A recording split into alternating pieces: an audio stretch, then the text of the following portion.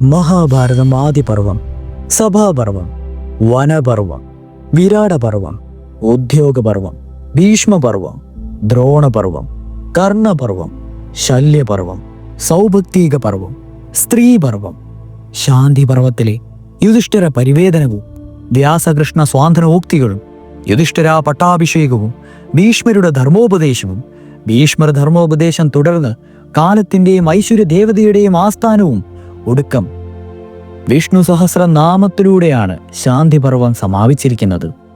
അടുത്തത് മഹാഭാരതത്തിലെ 13ാമത്തെ പർവമാണ് അനുശാസന പർവം. തുടരുന്നു. യുധിഷ്ഠിരൻ ചോദിച്ചതായ ധർമ്മരഹസ്യങ്ങളെല്ലാം ഭീഷ്മർ വിസ്തരിച്ചു പറഞ്ഞു കൊടുത്തു. യുധിഷ്ഠിരന്റെ സന്ദേഹമെല്ലാം തീർന്നു. ഭീഷ്മർ മൗനം അവലംബിച്ചു. അദ്ദേഹം മിണ്ടാതായപ്പോൾ എല്ലാവരും സ്തബ്ധരായി. അവർ ചിത്രത്തിൽ എഴുതിയ വിധം നിശ്ചലരായി നിന്നു. വ്യാസൻ കുറച്ചു സമയം ധ്യാനത്തിൽ മുഴുകിയിരുന്ന ശേഷം ഗംഗാപുത്രനോട് പറഞ്ഞു, ഗാംഗേയ, യുധിഷ്ഠിരൻ സ്വസ്ഥനായിരിക്കുന്നു. അവൻ സഹോദരന്മാരോടും കൃഷ്ണനോടുമൊപ്പം ഹസ്തിനാപുരിയിലേക്ക് പോകുന്നതിന് അനുവദിച്ചാലും. ഇത് കേട്ടപ്പോൾ ഭീഷ്മർ കണ്ണു തുറന്നു ചുറ്റും നോക്കി. യുധിഷ്ഠിരനെ അരികിലേക്ക് മാടി വിളിച്ചു. അദ്ദേഹം മധുരമായി പറഞ്ഞു, യുധിഷ്ഠിര, രാജധാനിയിലേക്ക് മടങ്ങുക. മനസ്സിൽ ഒന്നുകൊണ്ടും ദുഃഖിക്കരുത്. ദാനവും യജ്ഞവും നടത്തുക. ലോകരെ സ്വാന്തനം ചെയ്യുക. ആദിത്യൻ ഉത്തരായണത്തിലേക്ക് പ്രവേശിക്കുന്ന സന്ദർഭത്തിൽ ഭവാനന്റെ സമീപത്തെത്തുക. അങ്ങനെയാകാമെന്ന് പറഞ്ഞ് പിതാമഹനെ വണങ്ങി യുധിഷ്ഠിരൻ യാത്ര പറഞ്ഞ് പരിവാരങ്ങളോടും സഹോദരന്മാരോടും കൃഷ്ണനോടും കൂടി ഹസ്തിനാപുരിയിലേക്ക് മടങ്ങി. രാജധാനിയിലെത്തിയ ശേഷം ധർമ്മപുത്ര മഹാരാജാവ് യുദ്ധത്തിൽ ബന്ധുക്കൾ നഷ്ടപ്പെട്ടവരെയെല്ലാം ആശ്വാസവാക്കുകൾ സ്വാന്തനം ചെയ്യിപ്പിക്കുകയും വേണ്ട വിധത്തിൽ ദാനമായി കൊടുത്ത് സമാധാനിപ്പിക്കുകയും ചെയ്തു. അദ്ദേഹം ധർമ്മിഷ്ഠനയോടുകൂടി പ്രജാപരിപാലനം ചെയ്തു. ആദിത്യൻ ഉത്തരായണത്തിലേക്ക് പ്രവേശിച്ചപ്പോൾ യുധിഷ്ഠിരൻ യാചകന്മാരോടുകൂടി കുരുക്ഷേത്രത്തിലേക്ക് പുറപ്പെട്ടു. ഭീഷ്മരുടെ ശവസംസ്കാരത്തിന് വേണ്ട സാമഗ്രികളൊക്കെ മുൻകൂട്ടി തന്നെ കൊടുത്തയച്ചതിന് ശേഷമാണ് അദ്ദേഹം പുറപ്പെട്ടത്. അദ്ദേഹത്തോടൊപ്പം സഹോദരന്മാരും മാധാവും ധൃതരാഷ്ട്രരും ഗാന്ധാരിയും വിതുരരും യുയുത്സുവും സാത്യകിയും കൃഷ്ണനും തുടങ്ങിയവരും ഉണ്ടായിരുന്നു. എല്ലാവരും ഭീഷ്മ സവിധത്തിലെത്തി. അവിടെ വ്യാസൻ, നാരദൻ, ആസ്തൻ, ദേവൻ തുടങ്ങിയ ഋഷിമാരും യുദ്ധത്തിന് പോരാടി മരിച്ചതിൽ ക്ഷീണിച്ച രാജാക്കന്മാരും ഭീഷ്മന് ചുറ്റുമായി ഇരിപ്പുണ്ടായിരുന്നു. ഗാംഗേയൻ കണ്ണും പൂട്ടി നിശ്ചേഷ്ടനായിട്ട് സരസയിൽ കിടക്കുകയായിരുന്നു. യുധിഷ്ഠിരനും മറ്റുള്ളവരും വീരനായ പിതാമഹനെ അഭിവാദ്യം ചെയ്തു. യുധിഷ്ഠിരൻ പറഞ്ഞു, പിതാമഹ, ഇതാ യുധിഷ്ഠിരൻ എത്തിയിരിക്കുന്നു.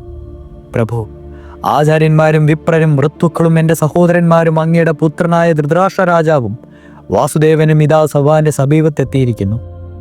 മഹാമയ, കണ്ണുകൾ മിഴിച്ചാലും അങ്ങയെ കാണുവാനെത്തിയിരിക്കുന്നവരെ ഒന്ന് നോക്കിയാലും മഹാബാഹോ, ഈ ഉള്ളവൻ ഇനി എന്ത് ചെയ്യേണ്ടതെന്ന് കൽപ്പിച്ചാലും.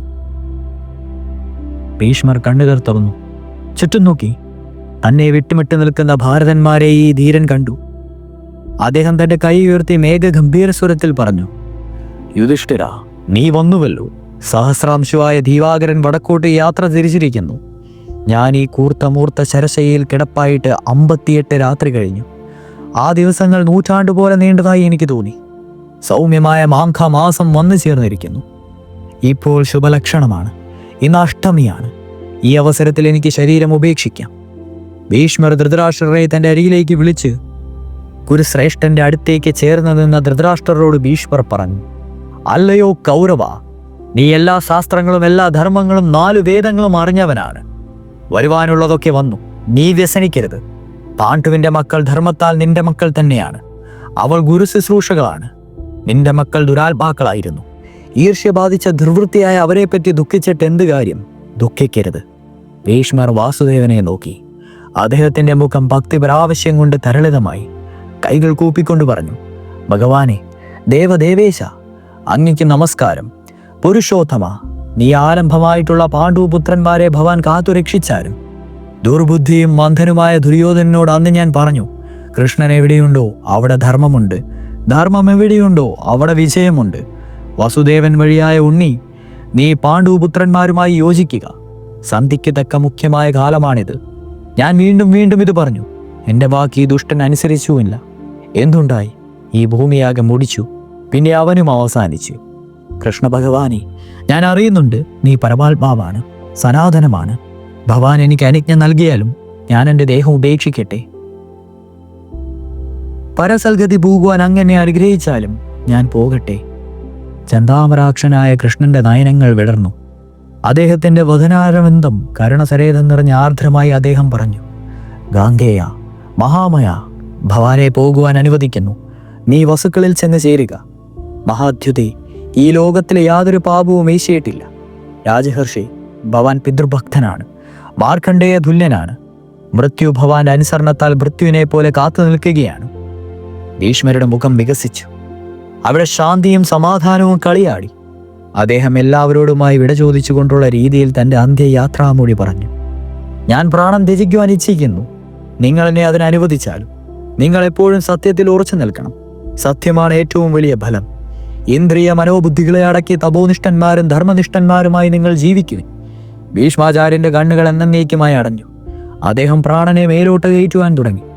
അദ്ദേഹം ശരീരത്തിന്റെ ഏതേത് അവയവങ്ങളിൽ നിന്ന് പ്രാണനെ പരിഹംസം ഹരിച്ചുവോ ആ അവയവങ്ങളിൽ തറച്ചു കയറിയിരിക്കുന്ന അമ്പുകൾ ശരീരത്തിൽ നിന്ന് അടർന്നു വീണു.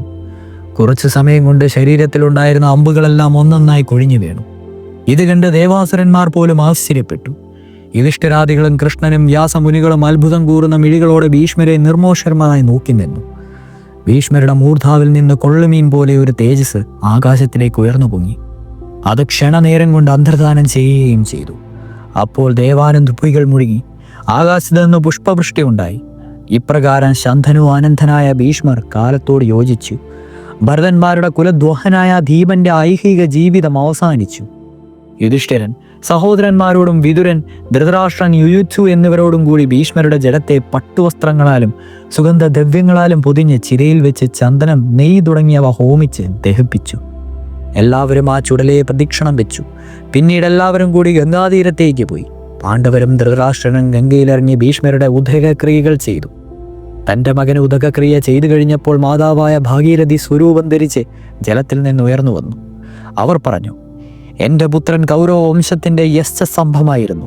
മഹാവ്രതനും പിതൃഭക്തനുമായ എൻ്റെ മകൻ ദേവവ്രതനെ ഭാർഗവരാമന് പോലും തോൽപ്പിക്കുവാൻ കഴിഞ്ഞില്ല. സ്വയംവരത്തിൽ കാശി രാജാവിൻ്റെ രാജധാനിയിൽ കൂടിയ രാജമണ്ഡലത്തെ ഒറ്റയ്ക്ക് ജയിച്ച് കന്യകമാരെ ഹരിച്ച വീരനാണവൻ. ബലം കൊണ്ടവന് തുല്യനായി മറ്റൊരാൾ ഈ മണ്ണിലില്ല. ആ മഹാബാഹുവിനെയല്ലേ ആണും പെണ്ണും കെട്ടവനായി ശിഖണ്ഡി വധിച്ചത്. യുദ്ധത്തിലുടനീളം അദ്ദേഹത്തെ തോൽപ്പിക്കുവാനാകാതെ വന്നപ്പോൾ സാക്ഷാൽ കൃഷ്ണൻ പോലും ഇറങ്ങേണ്ടി വന്നില്ലേ, ആയുധം ഇടിക്കേണ്ടി വന്നില്ലേ? ഇത് കേട്ടിട്ടും എൻ്റെ കരള് തകരുന്നില്ലല്ലോ. ഇപ്രകാരം വിലപിച്ചുകൊണ്ടിരുന്ന ഗംഗാദേവിയെ ഭഗവാൻ ജനാർദ്ദനൻ സമാധാനിപ്പിച്ചു. അദ്ദേഹം പറഞ്ഞു, പുണ്യദർശനയായ ജാൻവി, നീ ദുഃഖിക്കരുത്, സമാധാനിക്കൂ. ഭദ്രേ, നിന്റെ പുത്രൻ പുണ്യലോകങ്ങളെ പ്രാപിച്ചു കഴിഞ്ഞു. തേജസ്വിയായ വസുവായിരുന്ന അദ്ദേഹം വസിഷ്ഠന്റെ ശാപത്താൽ മനുഷ്യനായി പിറന്നതാണെന്ന് ഭഗവതിക്ക് അറിയാമല്ലോ. ശാപം തീർന്ന അദ്ദേഹം വസുക്കളോട് ചേർന്ന് കഴിഞ്ഞിരിക്കുന്നു. അതുകൊണ്ട് നീ കരയരുത്. ക്ഷാത്രധർമ്മത്തിൽ നിന്നുകൊണ്ട് യുദ്ധം ചെയ്യുമ്പോൾ അർജുനനാണ് അദ്ദേഹത്തെ വീഴ്ത്തിയത്, അല്ലാതെ ശിഖണ്ഡിയല്ല. ദേവന്മാർക്ക് പോലും കൊല്ലുവാൻ കഴിയാത്തവനാണ് ദേവവ്രതൻ. അദ്ദേഹം സ്വച്ഛന്ത മൃത്യുവാണ്. അദ്ദേഹത്തിൻ്റെ ഇച്ഛയനുസരിച്ചാണ് അദ്ദേഹം മരിച്ചത്. അതിനുള്ള കാലമായപ്പോൾ അദ്ദേഹം മരിക്കുകയും വസുക്കളിൽ ചെന്ന് ചേരുകയും ചെയ്തു. അതിനാൽ അദ്ദേഹത്തെ പറ്റി ഒരു വിധത്തിലും ദുഃഖിക്കരുത്. വാസുദേവന്റെ സ്വാന്തനോക്തികൾ കേട്ട് സമാധാനപ്പെട്ട ഗംഗാദേവി ഗംഗയിൽ മുങ്ങി അന്തർധാനം ചെയ്തു. യുധിഷ്ഠിരനും മറ്റും ഗംഗയിൽ കുളി കഴിഞ്ഞ് കരയ്ക്ക് കയറുകയും ചെയ്തു.